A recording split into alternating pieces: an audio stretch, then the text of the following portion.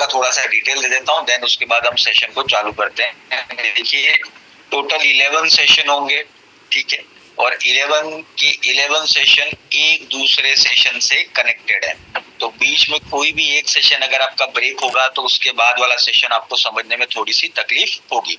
तो मेरा ये रिक्वेस्ट है कि जहां तक हो सके ट्राई करें कि दोनों ही चीजों को आप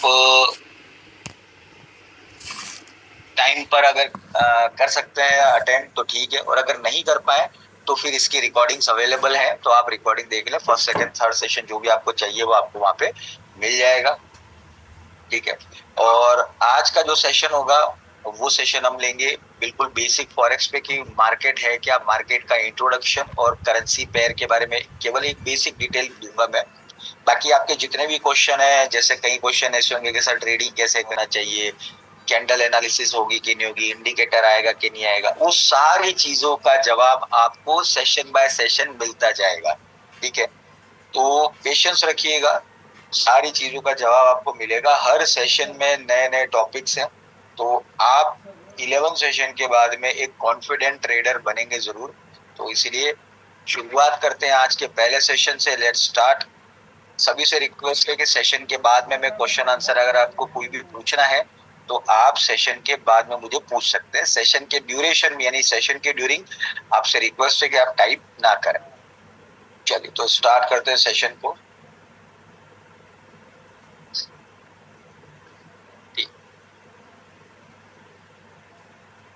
चलिए तो स्टार्ट करते हैं, ठीक है। अभी सभी से रिक्वेस्ट है कि किसी तरह की कोई टाइप ना करें। अभी हम जब स्टार्ट करेंगे तभी इसको जब एंड करेंगे तभी हम आपके सारे क्वेश्चंस को लेंगे, ठीक है।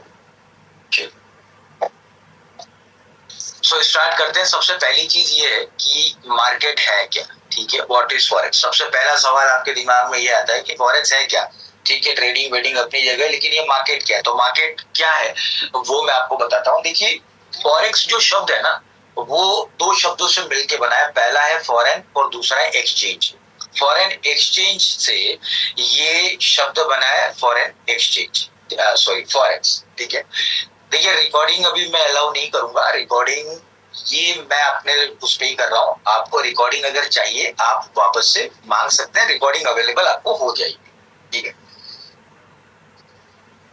तो फॉरेन एक्सचेंज से शब्द बना है फॉरेक्स। फॉरेन से लिया फोर, एक्सचेंज से लिया X is equal to forex. लेकिन दोनों में जो बेसिक डिफरेंस है वो ये है कि फॉरेन एक्सचेंज का मतलब क्या होता है कि जैसे आप किसी भी अदर कंट्री को ट्रैवल करेंगे, जैसे आप अगर इंडिया से यूएस गए, यूके गए, चाइना गए या जापान गए, तो सबसे पहला काम वहां पे आप एयरपोर्ट पे उतरते ही जो करते हैं वो होता है कि उस पर्टिकुलर कंट्री की लोकल करेंसी को आप अपनी करेंसी से एक्सचेंज करेंगे। जैसे मान लीजिए आप यूके गए, तो यूके जाने से जैसे ही आप पहुंचेंगे एयरपोर्ट पे क्या करेंगे, आप अपने रुपीस को देंगे और बदले में वहां का जो पाउंड है उसको एक्सचेंज कर लेंगे। क्यों? क्योंकि देखिए अब आप वहां पे जो भी एक्सपेंस करेंगे, चाहे वो ट्रैवल एक्सपेंस हो, चाहे वो आपके होटल या रेस्टोरेंट का एक्सपेंस हो, वो सारे एक्सपेंसेस आपको वहां की करेंसी में करने पड़ेंगे।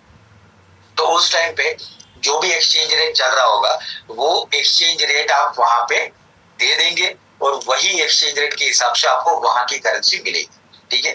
तो that is called foreign exchange. Foreign exchange जो होता है वो फिजिकल होता है, मतलब आपको रुपीस देना है और बदले में वहां की जो लोकल करेंसी वो आपको मिलती है। इसी एक्सचेंज को जब आप इलेक्ट्रॉनिकली करते हो तो वो बन जाता है फॉरेक्स, ठीक है। इलेक्ट्रॉनिकली मतलब कि वो फिजिकल नहीं हो रहा है, वो इलेक्ट्रॉनिकली हो रहा है। जब आप ट्रेडिंग करेंगे तो कोई फिजिकल एक्सचेंज क्रिएट नहीं करेंगे, आप इलेक्ट्रॉनिकली अपने अकाउंट में ट्रेडिंग करेंगे, जिसको फॉरेक्स ट्रेडिंग कहा जाता है, ठीक है।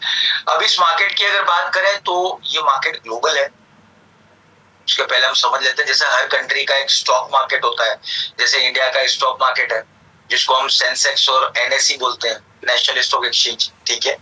वहां पे क्या होता है, वहां पे आप स्टॉक्स जो शेयर होते हैं उसको आप बाय सेल करते हैं, ठीक है। तो पहला मार्केट हो गया आपका स्टॉक मार्केट, वो हर कंट्री का अपना सेपरेट मार्केट होता है।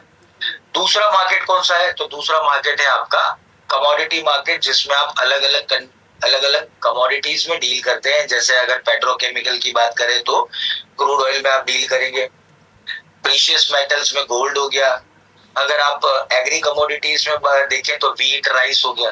तो ये कमोडिटीज जहां आप खरीदते हैं उसे कमोडिटी मार्केट कहते हैं। कमोडिटी मार्केट भी हर कंट्री का अपना सेपरेट मार्केट होता है, ठीक है। और तीसरा मार्केट है फॉरेक्स मार्केट।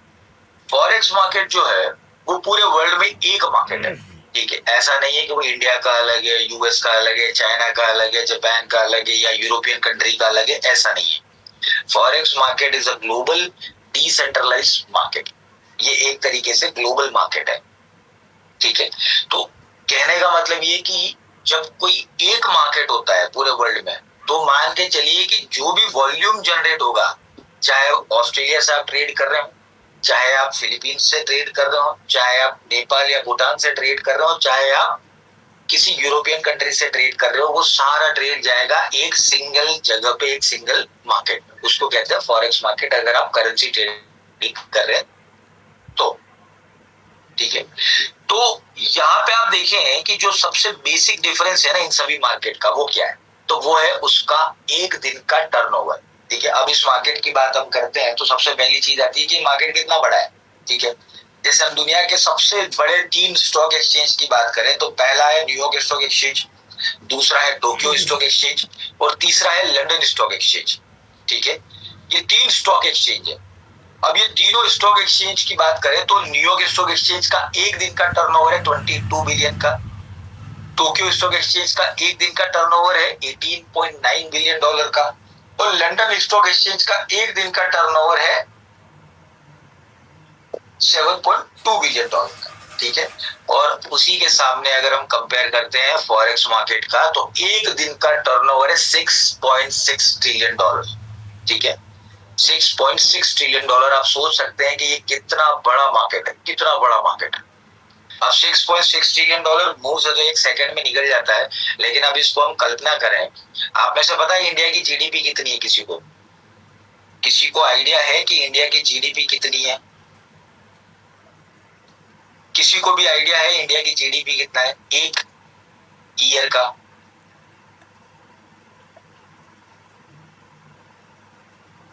कितना जीडीपी है? मुझे एक बार टाइप करके बताइए प्लीज।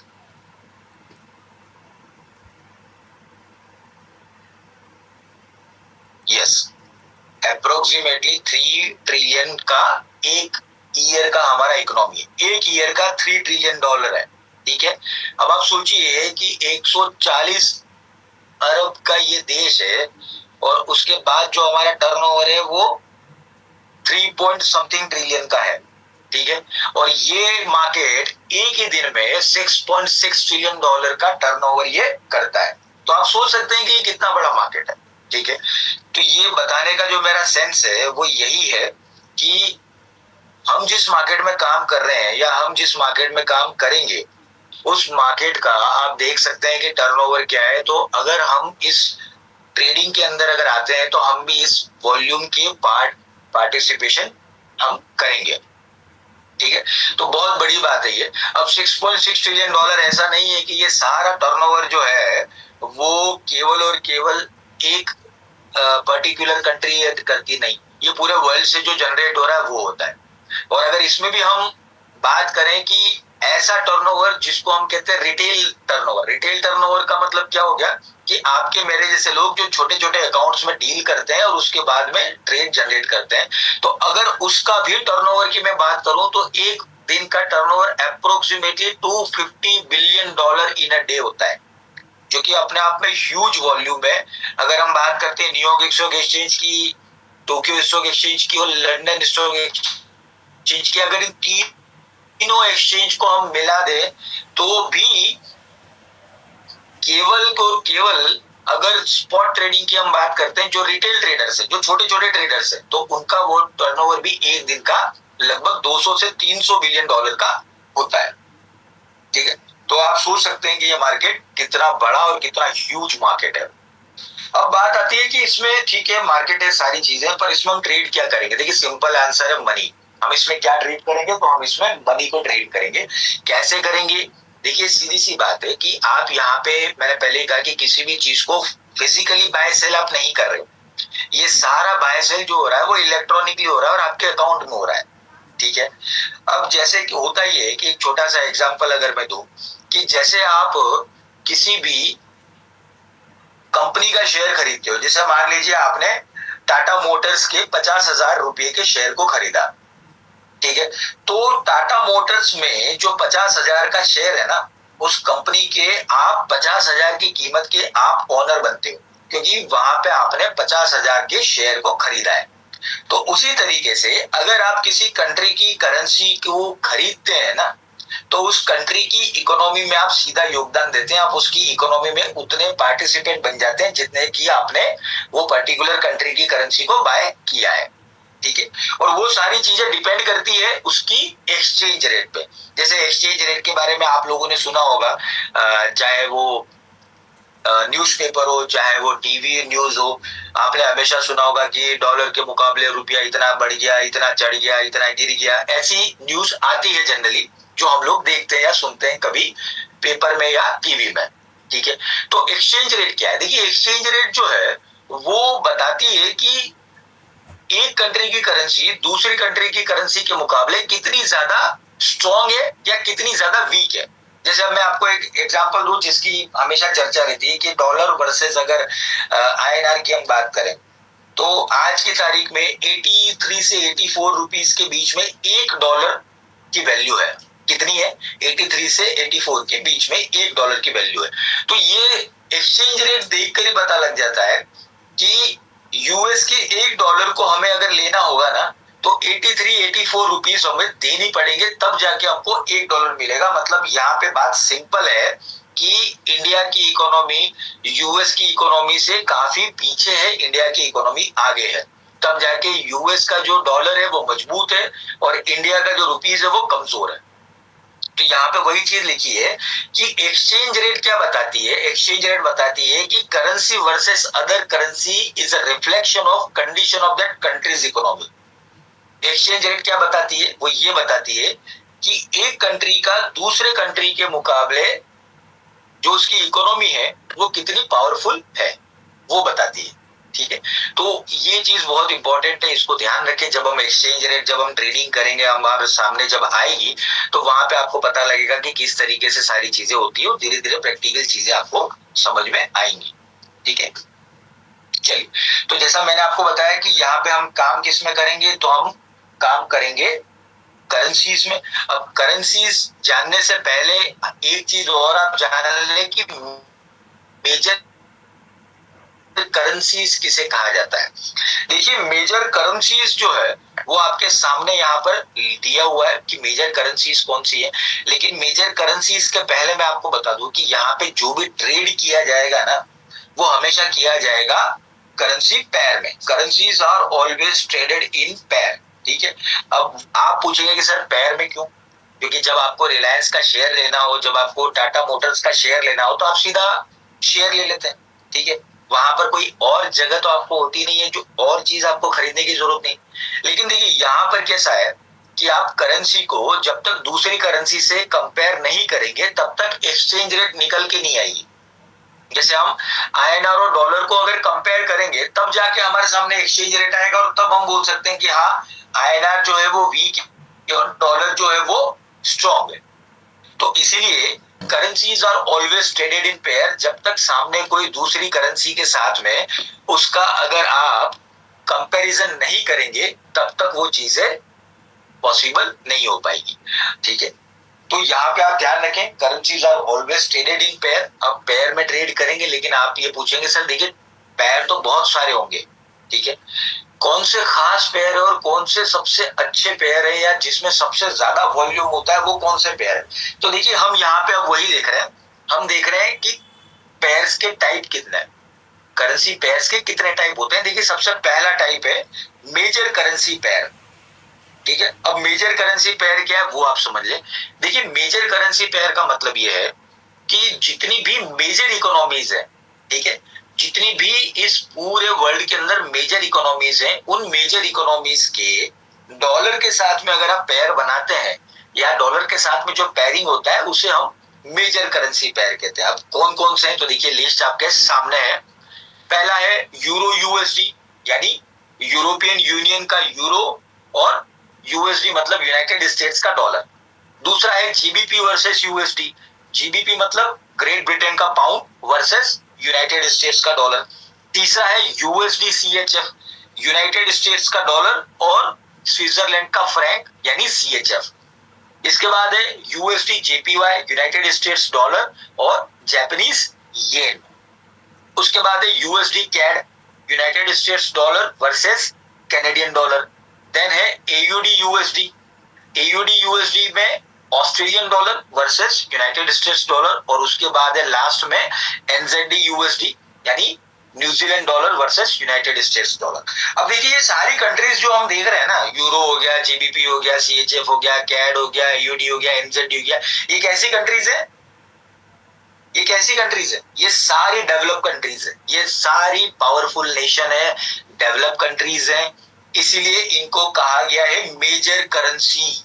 ठीक है, और उन मेजर करेंसीज का अगर पेयर हम बनाते हैं डॉलर के साथ तो ये होता है मेजर करेंसी पेयर। ठीक है, ये होता है मेजर करेंसी पेयर। तो ये चीज ध्यान रखें, और ये मेजर करेंसी पेयर को तो खास ध्यान इसीलिए रखें क्योंकि इस मार्केट में जो सबसे ज्यादा टर्नओवर होता है ना वो इन्हीं पेयर में होता है। जो 7 पेयर आप देख रहे हैं ना, इन्हीं 7 पेयर्स में होता है सबसे ज्यादा टर्नओवर। ठीक है, तो इसीलिए इनको ध्यान में रखें, इन्हें बिल्कुल याद में रखें क्योंकि ये आपके सामने बार बार आएंगे जब आप ट्रेडिंग करेंगे तब। ठीक है, तो पहला टाइप हो गया मेजर करेंसी पेयर। अब हम बात करते हैं सेकेंड टाइप की, उसको हम कहते हैं क्रॉस करेंसी पेयर या माइनर करेंसी पेयर। ठीक है, अब वो क्या चीज है? देखिए क्रॉस करेंसी पेयर का मतलब ये है कि जैसे पहले हमने यहाँ पे देखा था, मैं आपको फिर एक बार बताता हूँ, पहले वाली जो स्लाइड आप देख रहे हो उसमें देखा था कि euro versus USD, GBP versus USD, USD CHF. तो इन सब चीजों में कॉमन क्या है? इन 7 पेयर में कॉमन क्या है?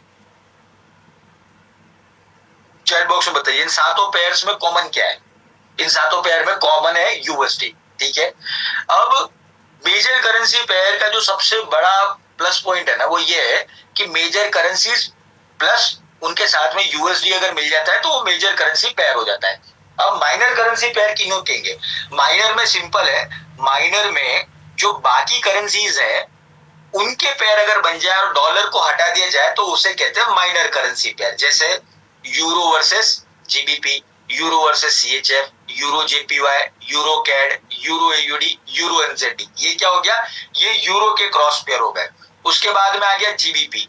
जीबीपी तो हम कैसे दिखेंगे? जीबीपी यूरो जीबीपी, फिर GBP CHF, GBP JPY, GBP CAD, GBP AUD, GBP NZD. ये किसके पेयर हो गए? ये जीबीपी के क्रॉस पेयर हो गए, जैसे आप यहाँ पे देख सकते हैं। ठीक है, माइनर करेंसी यानी क्रॉस करेंसी पेयर या माइनर करेंसी पेयर किनको कहेंगे? डॉलर के हटा के बाकी करेंसीज के जब आपस में पेयर बनते हैं तो उसे कहते हैं क्रॉस करेंसी पेयर। ये भी अच्छा खासा वॉल्यूम क्रिएट करते हैं लेकिन मेजर करेंसी पेयर से थोड़ा कम। ठीक है, तो सेकंड टॉप मोस्ट पेयर ये आते हैं जिसमें अलग अलग ट्रेड लगाए जा सकते हैं। ठीक है, तो पहला हो गया हमारा मेजर करेंसी पेयर, दूसरा हो गया क्रॉस करेंसी पेयर। अब हम आते हैं नेक्स्ट तीसरे पर। तीसरा जो है उसका नाम है एक्सोटिक करेंसी पेयर। अब ये एक्सोटिक क्या चीज है? देखिए एक्सोटिक का मतलब ये है कि ऐसी इकोनॉमी जो कि एमर्जिंग इकोनॉमी है यानी बिल्कुल नई है, जो विकासशील है, जो विकास कर रही है, और इसके साथ साथ वो कंट्रीज जो कि इस मार्केट में नए हैं। ठीक है, इस मार्केट में बिल्कुल न्यू है। ठीक है, तो एक्सोटिक करेंसी के साथ में एक मेजर करेंसी को भी इंक्लूड किया गया है। अब एक्सोटिक कौन कौन सी करेंसीज है? तो देखिए यूएसडी वर्सेस एचकेडी, एचकेडी मतलब हांगकांग डॉलर, फिर यूएसडी वर्सेस एसजीडी यानी सिंगापुर डॉलर, यूएसडी वर्सेस ज़ार यानी साउथ अफ्रीकन रैंड, उसके बाद है यूएसडी वर्सेस टीएचवी यानी थाईलैंड का बात, यूएसडी वर्सेस एमएक्सएम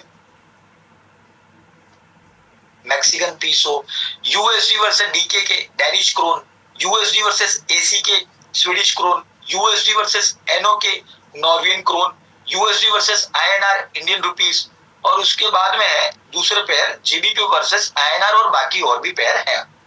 ठीक है, तो ये सारे पेयर कौन कौन से हैं? जो एक्सोटिक है यानी इस पे ट्रेड कम होता है, इस पे वॉल्यूम भी कम जनरेट होता है क्योंकि ये नए इकोनॉमी इस मार्केट में नए हैं, इसीलिए इनके ऊपर ट्रेड कम होता है। ठीक है। अब एक सिंपल सी बात है, आप इस चीज को भी अंडरस्टैंड करेंगे कि जहां पे ट्रेडिंग ज्यादा होता है वहां पे वॉल्यूम भी ज्यादा होगा, वहां पे मूवमेंट भी ज्यादा होगा, वहां पे आपको ट्रेड की अपॉर्चुनिटी भी ज्यादा मिलती है।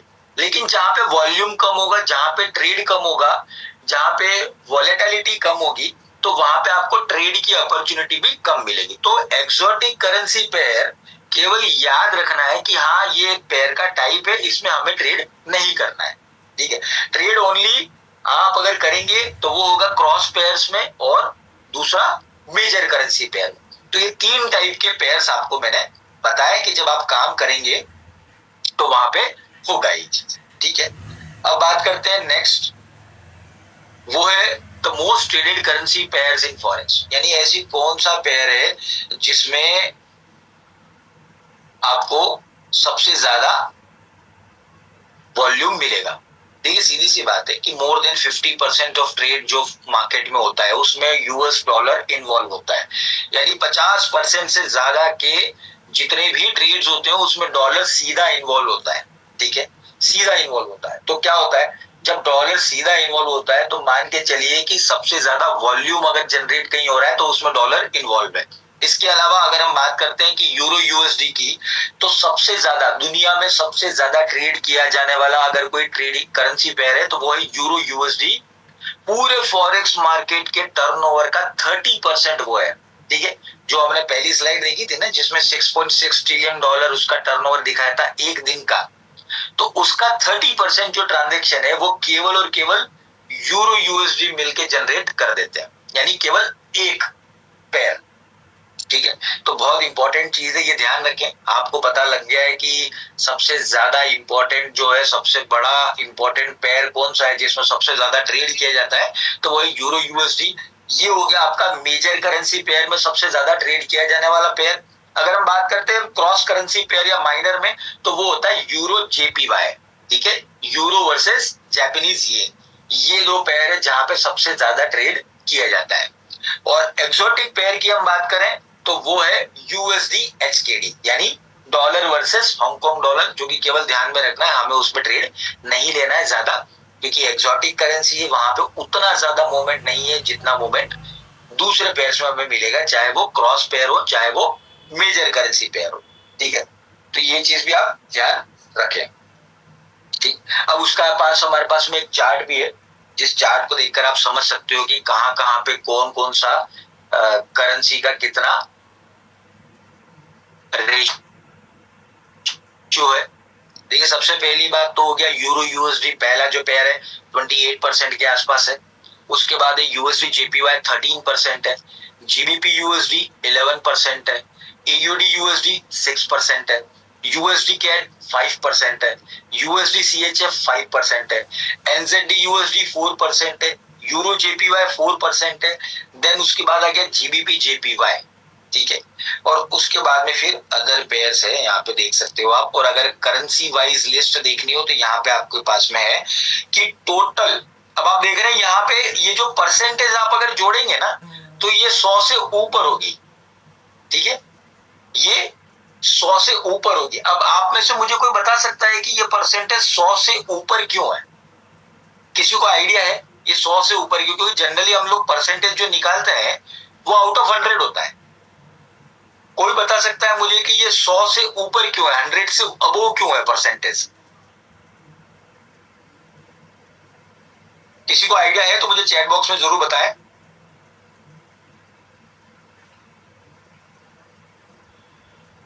बिल्कुल सही कहा, बिल्कुल सही कहा चंद्रमौली जी और सुजीत जी, दोनों ने आपने बिल्कुल सही कहा। बिकॉज ऑफ पेयर, जब हम पेयर में काम करते हैं तो 100 + 100 आउट ऑफ 200 में से ये है, तो आउट ऑफ 200 में से 28% यूरो यूएसडी है, देन फिर अदर पेयर है, और सारी चीज अगर हम देखते हैं तो टोटल अगर हम बात करते हैं तो 72.87% जो है उसमें डॉलर इन्वॉल्व है, उसके बाद यूरो है, उसके बाद जेपीवाई है, उसके बाद जीबीपी है।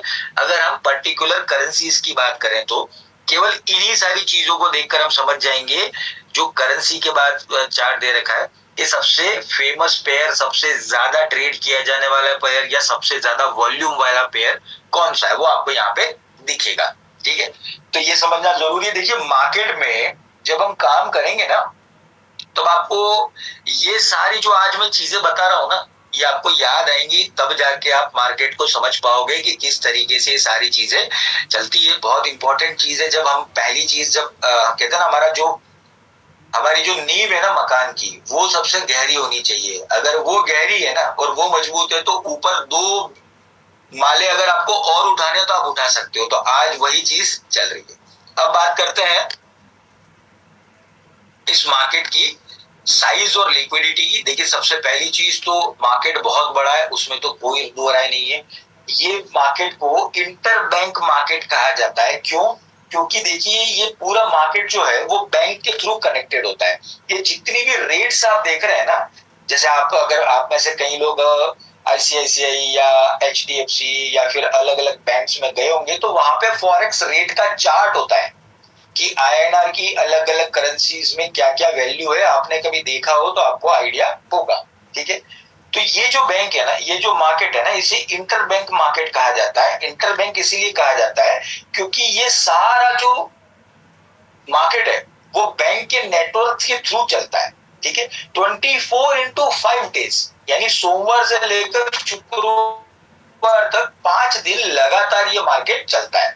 ठीक है, और अगर हम बात करते हैं कि जैसे न्यूयॉर्क स्टॉक एक्सचेंज है, लंदन स्टॉक एक्सचेंज है, या इंडिया का बॉम्बे स्टॉक एक्सचेंज है या नेशनल स्टॉक एक्सचेंज है, इनके ऑफिसेज है, पर्टिकुलर एक्सचेंज है। दलाल स्ट्रीट में आप जाएंगे मुंबई में, तो वहां पे आपको बॉम्बे स्टॉक एक्सचेंज का पूरा बिल्डिंग आपको मिलेगा। लेकिन फॉरेक्स मार्केट के एक्सचेंज का कोई बिल्डिंग नहीं होता है। ठीक है, अब आप कहेंगे सर फॉरेक्स मार्केट के एक्सचेंज क्यों नहीं होता है? तो देखिए ये एक्सचेंज इसीलिए नहीं होता है क्योंकि ये मार्केट डिसेंट्रलाइज है, ये सेंट्रलाइज मार्केट नहीं है।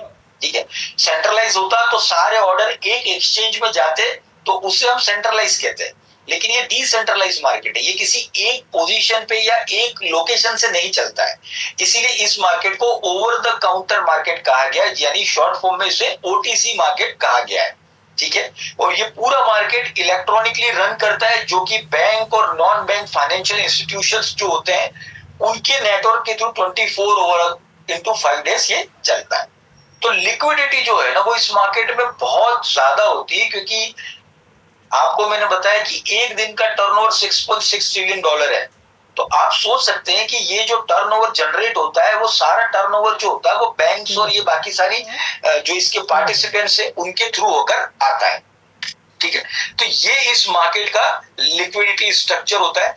अब बात करते हैं कि सबसे इंपॉर्टेंट टॉपिक जो है वो यही है कि आपने देखा होगा कि अभी जो हमने बात करी मेजर करेंसी पेयर में सभी पेयर को डॉलर के साथ में जोड़ा गया, उसकी पेयर की गई। इसके अलावा जो मैंने अभी आपको बताया कि 72% से ज्यादा ट्रांजेक्शन जो है वो केवल और केवल डॉलर में होते हैं। ठीक है, तो आपके दिमाग में आ रहा होगा कि यार ये डॉलर को इतनी इंपॉर्टेंस क्यों दी जा रही है, मतलब क्या ऐसा इसका है जो डॉलर को इंपॉर्टेंस दी जाती है। अगर आप यूं भी अगर थोड़ा बहुत भी न्यूज को या जियो पॉलिटिक्स को अगर आप थोड़ा सा देखते होंगे, तो आपने देखा होगा कि अमेरिका एक तरीके का सुपर पावर है। अमेरिका को हर जगह एक स्पेशल अटेंशन दी जाती है। ठीक है, आप देख रहे हैं कि लगभग 75% ऑफ ऑल ट्रेड्स में डॉलर इन्वॉल्व है। तो ऐसा क्यों है? आपके दिमाग में अगर क्वेश्चन आ रहा है कि ऐसा क्यों है, क्या रीजन है, इसके अलावा मैं आपको एक और डेटा दिखाता हूं। पहले वो देख लेते हैं, फिर हम इसके रीजंस के बारे में जानेंगे।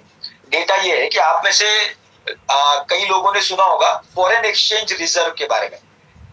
ठीक है, फॉरेन एक्सचेंज रिजर्व के बारे में आपने सुना होगा, जिसको हिंदी में बोलते हैं विदेशी मुद्रा भंडार। विदेशी मुद्रा भंडार का मतलब ये है कि हर कंट्री का जो सेंट्रल बैंक होता है, सेंट्रल बैंक मतलब जो नोट छापने का काम करता है और जो मॉनेटरी पॉलिसी बनाता है, उसे हम सेंट्रल बैंक कहते हैं। जैसे इंडिया में हो गया RBI, reserve bank of India. अब सेंट्रल बैंक जो होते हैं वो फॉरेन एक्सचेंज रिजर्व रखते हैं। फॉरेन एक्सचेंज रिजर्व का मतलब ये होता है कि अलग अलग कंट्रीज की करेंसीज को रखना, अलग अलग कंट्रीज की जो गवर्नमेंट सिक्योरिटीज होती है उनको रखना, और साथ ही साथ गोल्ड को रखना। ठीक है, और ये इसीलिए रखा जाता है कि कभी इन केस कभी मुसीबत आ गई या कभी कंट्री की करेंसी जो है वो फेल हो गई, तो उस कंट्री के पास में कुछ ऐसा हो जिसे वो बेच के वापस से पैसा ले सके। तो इसीलिए इसीलिए ये फॉरेन एक्सचेंज रिजर्व बनाया जाता है। और आपने अभी सुना होगा, कल परसों की ही न्यूज है, इंडिया का जो फॉरेन एक्सचेंज रिजर्व है वो रिकॉर्ड ऊंचाई पे पहुंच गया है। अगर आप लोग अपडेट लेते हो उस चीज का तो आपको आइडिया होगा, किसी को अगर आइडिया है तो मुझे बताइए सर, यस या नो में। इंडिया का जो फॉरेन एक्सचेंज रिजर्व है वो एक नए रिकॉर्ड पे पहुंच गया है अभी, हाईएस्ट लेवल पे। ठीक है, तो ये जो चार्ट आप यहाँ पे देख रहे हैं ना, ठीक है, ये जो चार्ट आप यहाँ देख रहे हैं ना, वो आप देख सकते हैं कि पूरे वर्ल्ड की बात कर रहा हूं मैं, पूरे वर्ल्ड में अगर सारे फॉरेन एक्सचेंज रिजर्व को मिला दिया जाए तो कौन सी करेंसी का कितना शेयर होगा आप देख सकते हैं। ये ब्लू जो देख रहे हैं ना नीचे, ये है यूएस डॉलर। तो पूरी दुनिया में लगभग 70% के आसपास तो यूएस डॉलर ही घूम रहा है। ये पूरी दुनिया का करेंसी एक्सचेंज रिजर्व मैं बता रहा हूं, पूरी दुनिया में लगभग 70% के आसपास डॉलर है। उसके बाद सेकंड करेंसी यूरो, जिसका अगर हम देखें तो लगभग 8% के आसपास का वॉल्यूम है।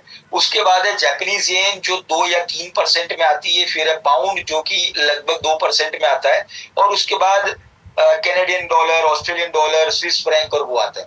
तो आप देख सकते हैं कि पूरी दुनिया में अगर पूरी करेंसीज को इकट्ठा कर दिया जाए ना तो 70% तो डॉलर ही घूम रहा है पूरी दुनिया में। ठीक है, तो अब आपके मन में आएगा कि सर ये ऐसा क्यों, मतलब क्या ऐसा है जो सारी चीजें इतनी ज्यादा है और ये इतना कम क्यों? तो देखिए उसके पीछे रीजन जो है वो मैं आपको बताता हूँ। फॉरेक्स मार्केट में इसका इतना इंपॉर्टेंट रोल है, उसके पीछे रीजन ये है कि देखिए दुनिया की अगर हम जीडीपी के हिसाब से तुलना करें तो सबसे बड़ी इकोनॉमी अगर पूरी दुनिया में कोई है तो वो है यूनाइटेड स्टेट्स ऑफ अमेरिका यानी यूएस, सबसे बड़ी इकोनॉमी।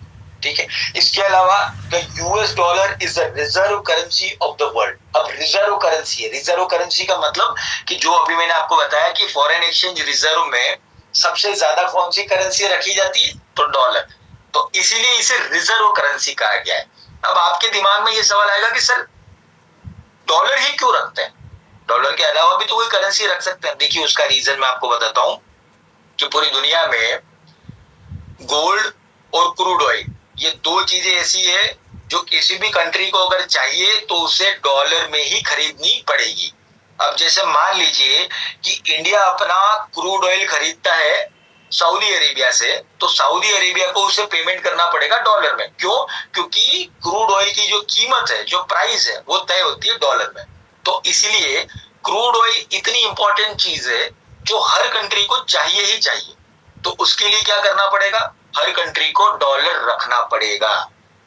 दूसरी बात करता हूं मैं गोल्ड की। अब दुनिया में किसी भी कंट्री को अगर इंटरनेशनली गोल्ड अगर परचेज करना हो, ठीक है, तो क्या करना पड़ेगा, तो डॉलर में पेमेंट देना पड़ेगा। ठीक है, तो ये सबसे बड़ी बात हो गई। तो अब डॉलर जो है, अगर आपको क्रूड ऑयल चाहिए तो रखना ही पड़ेगा। तो इसीलिए क्या होता है कि अलग अलग कंट्रीज जो है वो अपने रिजर्व में डॉलर को रखती है। ठीक है, उसके बाद है यूनाइटेड स्टेट्स है the largest and the most liquid financial market in the world. अब देखिए अलग अलग बातें हैं। अगर डॉलर अगर कंट्री को चाहिए तो क्या कर सकता है, अगर जैसे मान लीजिए इंडिया को डॉलर चाहिए तो क्या करेगा भाई, दो ही चीजें, या तो यूएस को वो अपना सामान ज्यादा एक्सपोर्ट करेगा ताकि पेमेंट जो होगा वो डॉलर में आएगा, या फिर यूएस के जो मार्केट्स है वहां पे आप इन्वेस्टमेंट कर दो तो वो जो रिटर्न आएगा वो डॉलर में आएगा।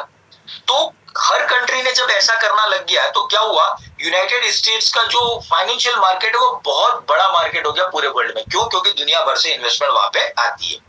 तो इसीलिए United states has the largest and most liquid financial market in the world, इसीलिए इसे कहा गया है। इसके अलावा United states has a stable political system. देखिए बहुत इंपॉर्टेंट बात है, किसी भी कंट्री को ग्रोथ करने के लिए एक अच्छा पॉलिटिकल सिस्टम होना जरूरी है। जितना पॉलिटिकल सिस्टम अच्छा होगा उतना ही वो कंट्री ग्रो करेगी। हमारे इंडिया में सबसे बड़ा प्रॉब्लम क्या है कि यहाँ पे 50 पार्टियां, 100-500 पार्टियां हैं। तो होता क्या है कि जब इलेक्शन होता है तो 2-2, 5-5, 6-6 सीटें कोई पार्टी ले लेती है, जिस कारण से वो अपोजिशन बन जाती है, या फिर वो गवर्नमेंट में शामिल होकर गवर्नमेंट को फिर ब्लैकमेल करती है और गवर्नमेंट अपनी पॉलिसी फिर लागू नहीं कर पाती। कई इंपॉर्टेंट बिल होते हैं जिसको वो पास नहीं कर पाती है।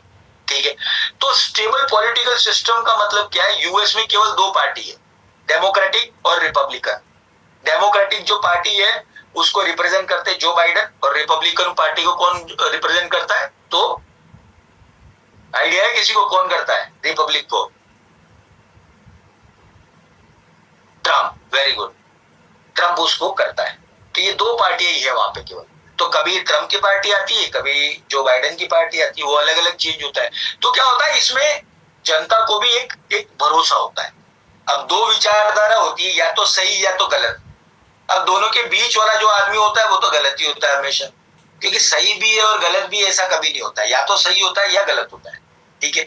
तो एक सिंपल सी बात है कि किसी भी कंट्री को अगर ग्रो करना है ना, तो फाइनेंशियल सिस्टम बहुत ही ज्यादा स्टेबल होना चाहिए, सॉरी, पॉलिटिकल सिस्टम बहुत ही ज्यादा स्टेबल होना चाहिए, और वो यूएस में है। तो ये सबसे बड़ा प्रॉफिट है। इसके अलावा यूएस जो है वो दुनिया की सबसे बड़ी मिलिट्री सुपर पावर है। देखिए, सुपर पावर बनने के लिए आपके पास में मिलिट्री भी वैसी होनी चाहिए। तो आज यूएस की मिलिट्री नंबर 1 है हर चीज में, ठीक है। इसके अलावा यूएस डॉलर जो है वो मीडियम ऑफ एक्सचेंज है। मैंने आपको बोला ही था कि जो ऑयल अगर आपको खरीदना है तो वो ऑयल आपको ऐसे नहीं मिल सकता है, आपको उसके लिए पे करना पड़ेगा डॉलर में, तब जाके आपको ऑयल मिलेगा। तो इन सारी चीजों के कारण क्या हुआ कि डॉलर जो है वो एक तरीके से रिजर्व करेंसी बन गया। तो आज डॉलर की नीड जो कि सबको है, पूरी दुनिया को, ठीक है। तो उम्मीद करता हूं सेशन आपको समझ में आया होगा। आज का सेशन हम इतना ही रखेंगे। सेशन से जुड़े हुए कोई भी सवाल आप पूछ सकते हैं। देखिए, आज का जो सेशन था केवल एक ब्रीफ इंट्रोडक्शन था कि मार्केट जब हम देखेंगे, हम करेंगे, हम समझेंगे, तो कुछ चीजें हैं जो हमें पता होनी चाहिए। नेक्स्ट सेशन जब हमारा होगा तब हम आएंगे ट्रेडिंग के ऊपर, कि जब हम प्रैक्टिकल ट्रेडिंग करेंगे तो कैसे इस मार्केट को हम समझेंगे और कैसे करेंगे। लाइव प्रैक्टिकल भी होगा नेक्स्ट सेशन में। मैं आपको बताऊंगा कि किस तरीके से ट्रेड लगाया जाता है, ट्रेड के टाइप्स क्या होते हैं, मार्केट ऑर्डर को कौन से होते हैं, ट्रेडिंग कैसे की जाती है, स्टॉप लॉस कैसे लगाया जाता है, टेक प्रॉफिट कैसे किया जाता है, वो सारी टेक्निकल चीजें हम नेक्स्ट सेशन में देखेंगे। ये सेशन केवल इंट्रोडक्शन का था। उम्मीद करता हूं आपको सेशन पसंद आया हो। आज के सेशन से जुड़ा हुआ कोई भी सवाल है आप मुझे पूछ सकते हैं, और सेशन कैसा लगा ये जरूर बताएं, क्योंकि आप लोगों का व्यू जो है वो बहुत इंपॉर्टेंट है मेरे लिए। मैं 1 मिनट का ब्रेक ले रहा हूं, उसके बाद हम क्वेश्चन आंसर सेशन पे आएंगे। 1 मिनट का ब्रेक। Thank you.